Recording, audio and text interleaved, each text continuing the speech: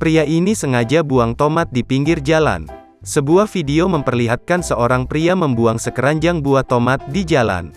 Video ini dibagikan oleh akun Instagram @rina.senjaa1, Jumat, tanggal 25 Maret tahun 2022.